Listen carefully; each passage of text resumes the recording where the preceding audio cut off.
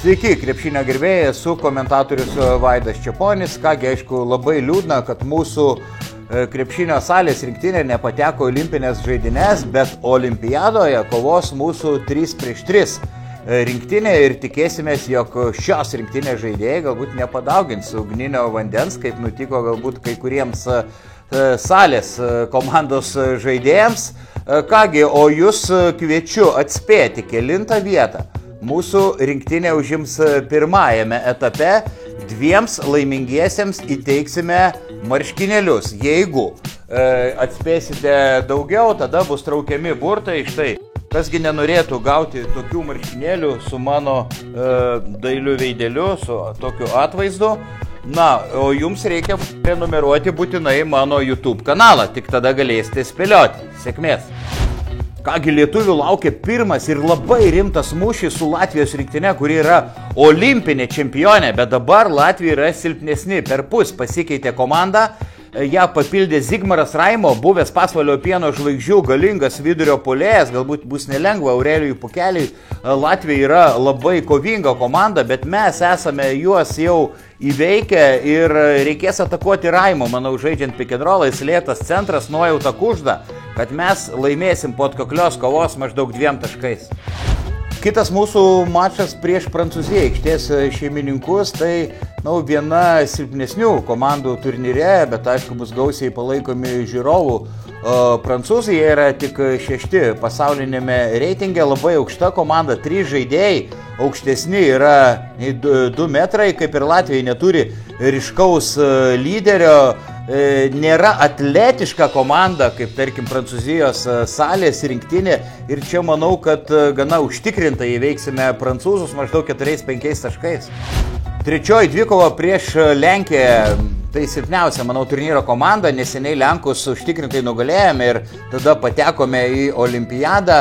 Trūksta Lenkams patirties, kai kuriems žaidėjams 3x3 krepšinėje, bet yra Michalas Sokolovskis ir Přemyslavas Zamoiskis, buvę Lenkijos rinktinės salės žaidėjai. Sokolovskis net dabar atstovauja Sasario Dinamo komandai, taigi reikės juos atidžiai prižiūrėti. Turi 2,15 m ūgio centrą Lenkai, bet mes esam stipresni ir įveiksime juos gana ramiai maždaug 6-7 taškais. Ketvirtosios mūsų rungtynės prieš labai galingą JAV rinktinę, kuri pasaulio reitinge yra antra ir turi garsenybę Jimą Fredetą, super sniperį, kuris daug metų žaidė NBA lygoje ir pasaulio 3x3 reitinge jis yra tiesiog antroje vietoje, negalima jam leisti iš toli, labai patyrusi amerikiečių visa komanda, individualiai itin stiprus, gal kiek silpnokai ginasi, bet tai manau, mums bus per kietas riešutėlis, prognozuoju, pralaimėsime kokiais 3 taškais. Toliau mūsų laukia dar vienas labai rimtas išbandymas, Kinijos komanda, kuri pasaulio reitinge yra 4. Jų silpnybė, kad jie nėra labai patyrę 3x3 krepšinėje, sužaidė daugelis krepšininkų gana mažai rungtynių, bet jie labai greiti, labai kibus. Jie neseniai žaidžia kartu, žodžiu, bus labai nelengva, bet tikiu, kad mūsiškiai vis dėlto palauš Kinijos krepšininkus, kokiais 2-3 taškais. Po Kinijos mūsų laukia Nyderlandai, labai galinga rinktinė, ne per seniausiai pralaimėjome olimpinėje atrankoje ir Nyderlandai turi tikrą žvėrį, Vortį De Jongą, individualiai vienas stipriausių žaidėjų pasaulyje, 3x3 krepšinėje, jis yra tarp visų žaidėjų pasaulyje reitinge 3. Nyderlandų komanda labai patyrusi, atrodo daug veteranų, bet jie dar nenusenę, jie puikios sportinės formos, tai yra tikrai atletiška ekipa ir manau, kad mums bus labai sunku, prognozuoju pralaimėjimą po atkaklios kovos maždaug 3 taškais. Ir pirmojo etapo pabaigoje mūsų laukia pasaulio reitingo lyderiai Serbijos krepšininkai.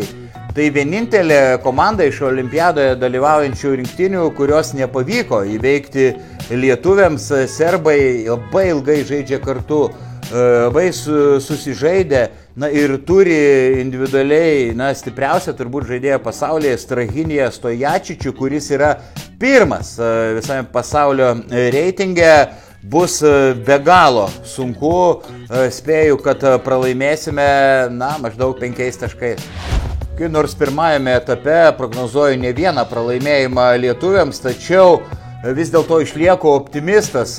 Spėju, kad mūsiškiai užims 4. ar 5. vietą pirmam etape, pateks į krintamasias varžybas ir tikėtina paskui tęs kovą dėl medalių. Jūs nesnauskite, nusiųskite palinkėjimą Lietuvos rinktinės charizmatiškajam treneriui Dainiui Novickui. Palaikome mūsiškius, sėkmės iki.